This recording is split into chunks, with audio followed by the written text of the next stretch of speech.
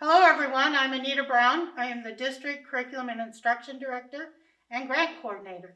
Today we're here to talk to you about some tips and tricks for your K-4 struggling or reluctant readers, or any readers that you're having trouble with at home with this new remote instruction.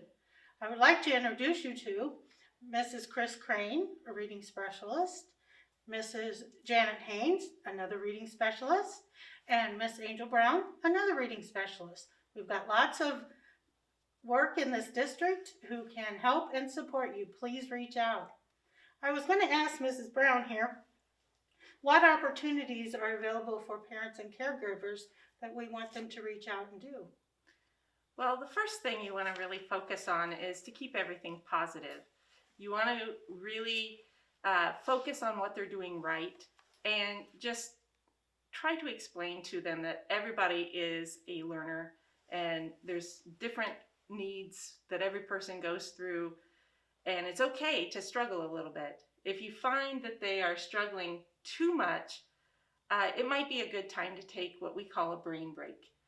And with a brain break, what you would do is maybe just go for a walk and come back and try the problem again. Or they even have what they call brain break videos online. And that's something that you can do as well. The three of us have a plethora of items that we can help you with. If there's a specific skill that you're running into problems, please reach out. Call the school and we can get back to you. We're willing to talk to you virtually or by email or by telephone. Please feel free to get a hold of us. We have lots of experience and ideas to help with any problem that you might encounter. Great, that's good information to have. Email addresses can be found on the district website for these ladies. So just reach out and they'll be available to get right back to you. Mrs. Haynes, I know I have difficulty sometimes, even though I taught elementary, with those terms like phonics and phonemic awareness. And if I called home and I said, your student's having a little difficulty with phonics, what's the distinction there? Can some kids have difficulty with phonics and some kids have difficulty with vocabulary? Reading is a big umbrella, correct? Can you help us with that? Yes, there are 5 areas that are essential to successful reading. Phonemic awareness is all about the sound. It's not the letters, the printed letters. It's about the sounds. It includes rhyming and manipulation of those sounds, and segmentation, and all of that's vital to successful reading. You mentioned phonics. Phonics is when they associate those sounds with a written letter, something in print. Vocabulary is the third area of reading instruction.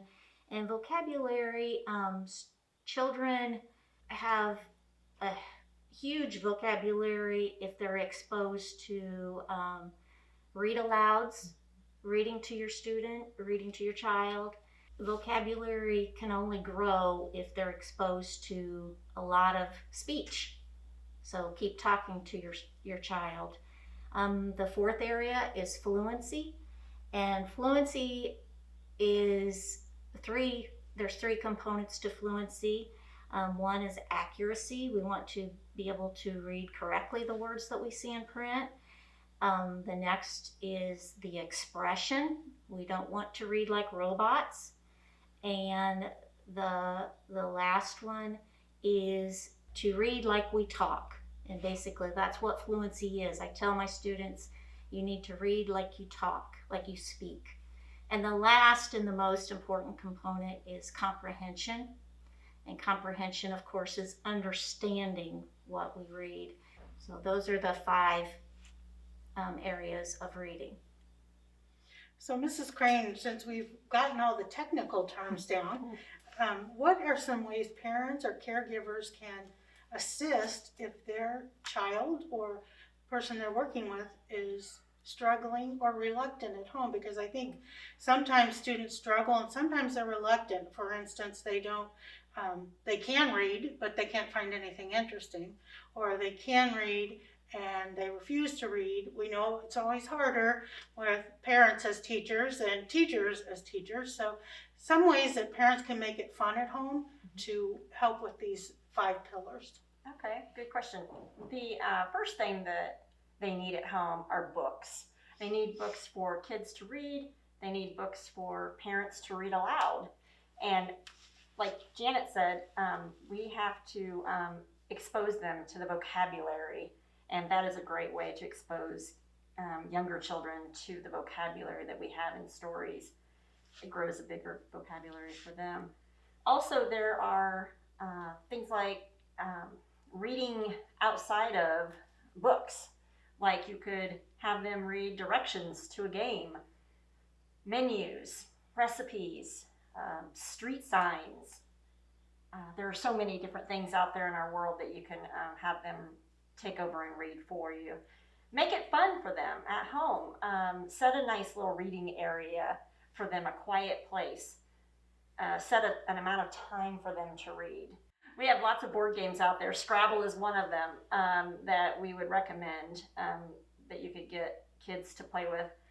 There are also, other than just games, I think there's ways to change the way the game is played too, to make it more reading oriented.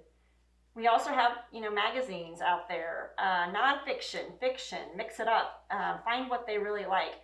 Boys tend to lean towards nonfiction books more. And I would say, find what they're interested in and try to get those books. We also, as a district, are giving more books out to the kindergarten through 4th grade kids soon. And so they'll have some more books to add to their libraries at home. All we can say is the most important thing that they can do is any way you can find time to read during the day, every day. Make it a goal. A weekly goal would be great. So. And I think our ultimate message is keep at it, do the best that you can, have them repeat books that they love. That's okay. Read one page, you read the other page. Have them read it to you.